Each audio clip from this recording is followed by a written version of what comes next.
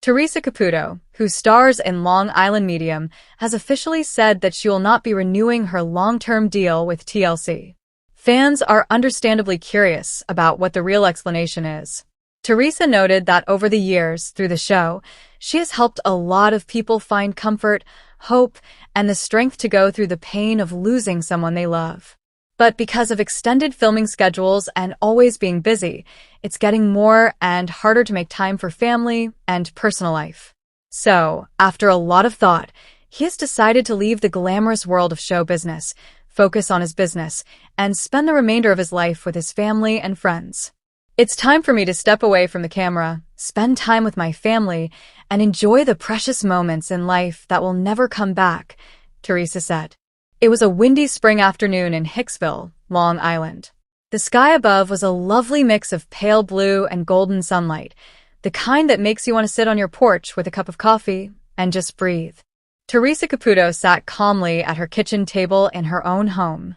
This was a rare moment of peace in a life that had been anything but quiet for more than 10 years. Teresa had been the face of Long Island Medium for years. She was the woman with the large hair and the bigger heart who could connect the living with the spirits of people who had died. Millions have followed her journey, from crying readings in people's homes to chance meetings at the grocery store where she would give a message from the other side while holding a carton of milk. Her life was her gift, and everyone could watch it on TV. But something had changed recently. The continual filming, lengthy travel days, and endless interviews all started to get to her in ways she hadn't expected. She liked her job, but she was starting to miss the simple things. Sunday dinners with her family, last-minute excursions with friends, and peaceful nights alone without cameras about. Victoria, her daughter, had said something that stuck with her recently. "Ma," she replied, "you've been helping people heal for years. Maybe it's time to take care of yourself now." It was real. She thought about all the people she had met through the show, the mothers holding framed pictures of their kids, the husbands holding on to their wedding rings long after their wives had died, and the families who laughed through their tears because a message from the other side had brought them peace. She had been a bridge between worlds, but she also knew she wanted to make her own life stronger. Teresa made her choice after weeks of thinking, soul-searching, and talking to her own guidance late at night. She would not be signing a new contract with TLC. Fans were shocked by the news, and within hours, social media was full of messages of sadness, sympathy, and thanks. She smiled pleasantly at the camera during her last interview at home. "Over the years," she said, her voice firm but full of emotion, "I've been so blessed to be a part of your lives. I've been able to help so many people find comfort, hope, and healing. But I've also learned that life is valuable and that we can never get back the time we spend with the people we care about. So, I'm leaving the camera behind. I want to spend more time with my family, work on my business, and really enjoy the moments that count most." She stopped for a while to let the words sink in. "This isn't the end of the world. I'll always have my gift with me, and I'll keep helping people.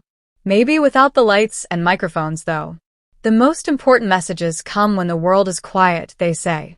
When the cameras stopped rolling, Teresa went outside, and the wind blew through her trademark blonde hair.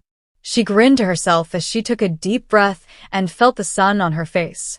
For the first time in years, she didn't know what the next chapter of her life would be like. And that was just how she wanted it. But Teresa Caputo walked through the hefty security gates of a women's prison in upstate New York on a gray, rainy afternoon. The appeal came from a nonprofit program that helped women in prison get better and find hope. Danielle Rivera, one of the detainees, has been having a really hard time because her parents died just a few months apart. The jail chaplain knew that Teresa was known for her kind readings, so she called to see if she could help. As each door slammed shut behind her, Teresa, who was wearing her distinctive leopard print jacket and had her hair piled high, felt the air get heavier. She could see Danielle sitting at a metal table in the visitation room. Her posture was tight, and her eyes seemed exhausted and guarded. She was in her mid-30s, but her face looked like it had been through a lot more than her years. Teresa smiled at Danielle and sat down as she got closer. "Danielle," she said softly, "I don't know anything about you. I know you've lost certain things that were hard for you. Maybe your mom or dad has something they want to tell you if you're open to it." At first, Danielle didn't believe it. She said, "I'm not sure I believe in this stuff. But if you can tell me something that makes me feel like they're still here, I'll listen." Teresa closed her eyes and took a deep breath. Then she started to talk, and her voice changed into that natural rhythm she often used when she read. "I'm picturing a man first. He has powerful hands, like he worked with tools. He's showing me a blue Chevy pickup from a long time ago. He says, 'Tell her I'm still proud, even though she's here.'" Danielle's eyes got bigger. "My dad was a mechanic. He never got rid of his blue Chevy. He always said it was his baby," she added, her voice breaking. "While I was in here, he died of a heart attack. I didn't get to say goodbye." Teresa leaned over the cold metal table and caressed Danielle's hand softly. "He says you don't have to feel guilty anymore. He knows you would have been there if you could have. Every night, he says he checks in, and he wants you to keep your head up because you're stronger than you believe." Danielle's tears started to fall as Teresa kept talking. "Your mom is coming through now. She is showing me a kitchen table that smells like coffee and cinnamon. She says she used to sing to you while you helped her with dinner." Danielle smiled, even though she was crying. "Every Sunday morning, she would cook cinnamon rolls. And she would hum that old song by Stevie Wonder." Teresa's voice got softer. She says, "I still sing it to you. And I need you to start believing that you can have a better life when you leave here." She adds that the most important thing for you to do is to forgive yourself, not just for what got you here, but for all the grief you've been carrying. Danielle's silent weeping were the only sound in the room. The guard at the entrance even seemed to relax his stance when he realized how emotional the event was. Teresa got closer. "Danielle, your parents want you to know that the worst thing you've ever done doesn't define you. You still have a life to live. They'll be with you the whole time, both in here and after you leave those gates." Danielle nodded, her expression showing both sadness and relief. "I didn't think I'd ever feel them close to me again," she said quietly. "You don't know what this means." Teresa smiled softly. "I believe I do. And you'll be okay. They just wanted to make sure you knew that." Danielle held Teresa hard when the session was over. It was a hug that seemed to hold years of unspoken anguish and thankfulness. When Teresa stepped back through the security doors, she looked back and saw that Danielle was sitting up straighter and her eyes weren't as heavy with sadness. Teresa's goal wasn't merely to unite the living with the dead. It was about providing someone the strength to face their future, even if that future started in prison. But it was a cool fall afternoon in Hicksville, New York, the kind of day when the trees look like they've been painted with fire and gold. Since early morning, the camera crew for Long Island Medium has been setting up outside Teresa Caputo's house. This wasn't just any day. It was the first episode of Series 5. The producers had promised viewers literally everything you missed. They wanted drama, comedy, tears, and of course, lots of messages from the other side. Teresa arrived onto the porch with a cup of coffee in her hand. She was wearing her famous leopard print jacket and hair that was far up in the air. She was already in Teresa mode, talking to the crew, laughing at her own jokes, and as always, distracted by the spirit energy about her. "Listen, there's someone here who's been waiting to talk since last season. And let me tell you, they're not silent," she continued, waving her free hand as if the spirit were right there. The first stop of the day was a community facility in the area where the producers had surreptitiously invited a group of people who had submitted letters to the show during the past 2 years. The twist? They believed they were just going to a casual fan meet and greet.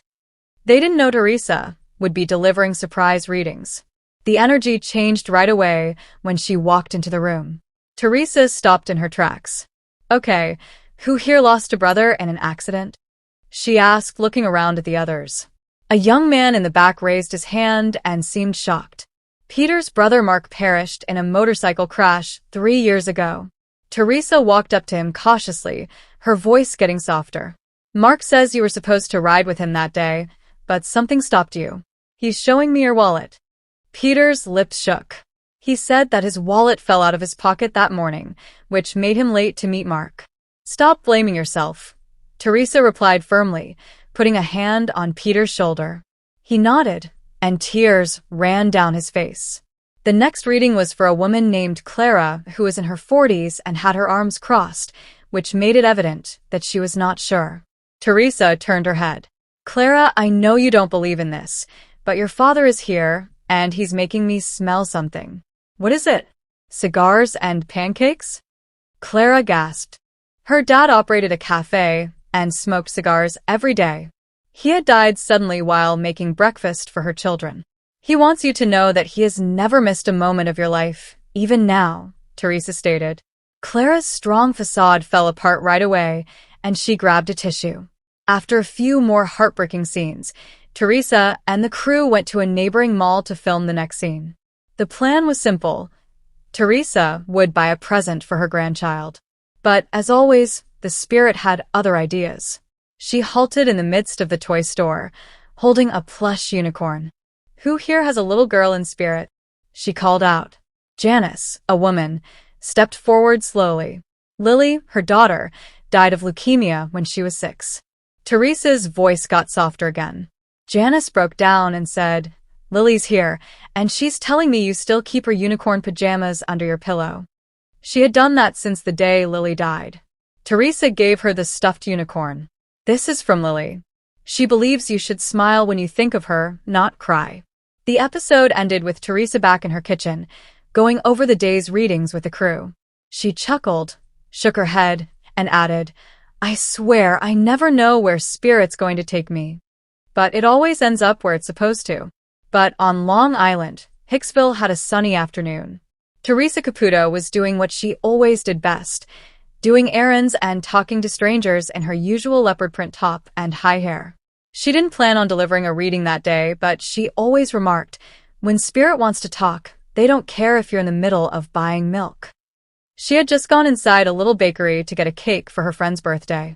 The smell of fresh bread filled the air, but Teresa suddenly stopped moving. A rush of energy washed over her. It was warm but heavy, like someone from another world was whispering in her ear. She turned around and spotted a woman in line with a coffee and a box of pastries. The woman seemed exhausted, yet she was nice. Teresa thought for a bit before approaching her. She started, Hi, I know this is going to sound weird, but your mom has died, right? The woman's eyes got bigger. Yes, she died a long time ago. Why? Teresa took a big breath. She's moving forward right now. And she's telling me she died in a tragedy that everyone heard about. She shows me structures and smoke. Oh my God, she says, I was in the Twin Towers on September 11th. The woman's hands were shaking. That's not conceivable. My mom was on the 92nd story of the North Tower. She never got out. Teresa nodded slowly. Sweetheart, she's right here with us.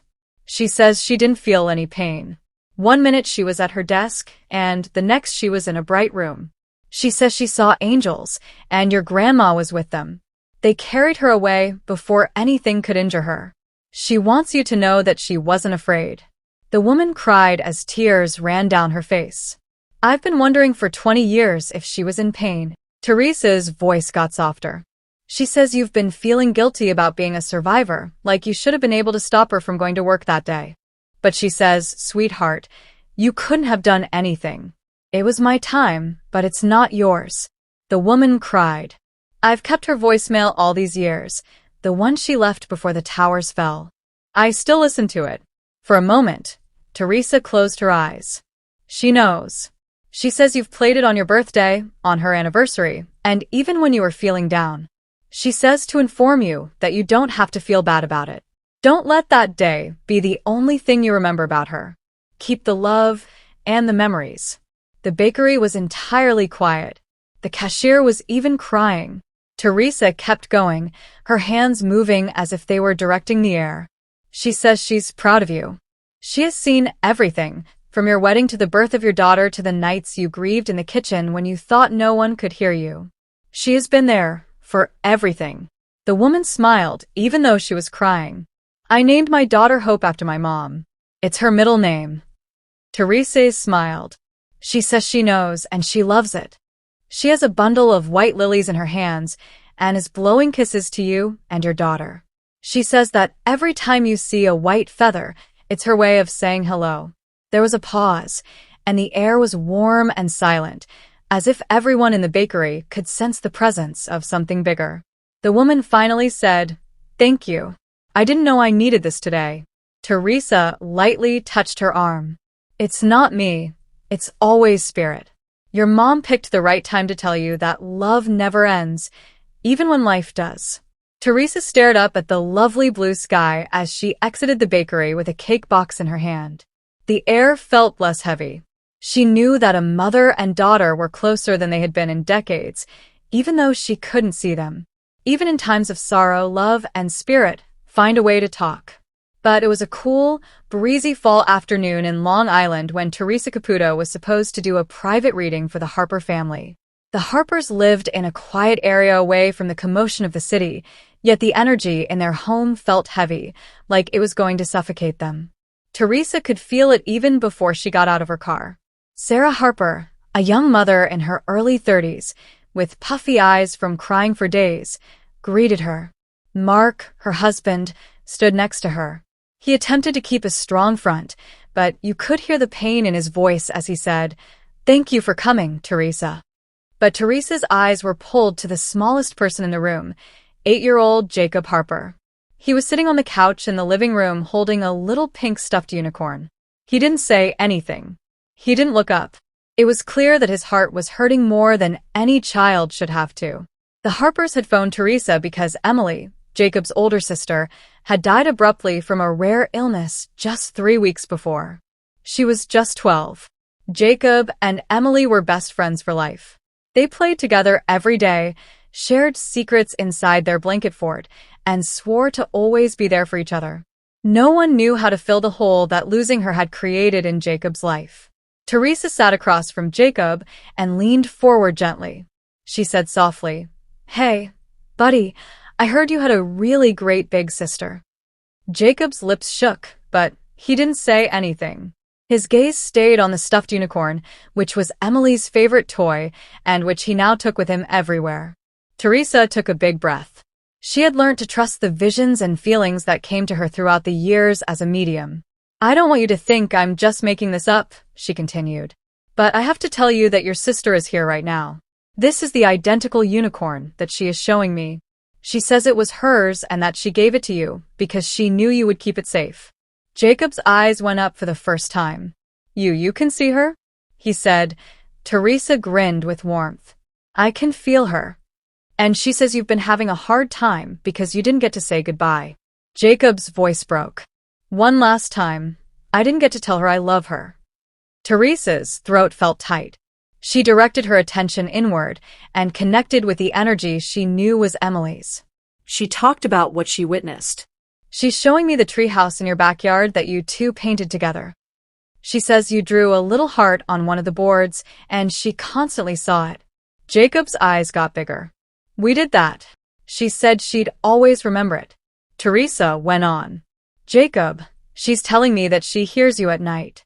You talk to her when you believe no one is listening. And she wants you to know that she hears everything you say. She says, 'I love you, little brother.'" Jacob's tears flowed down his face, but this time they weren't only from agony. They were from relief. He held the unicorn even tighter.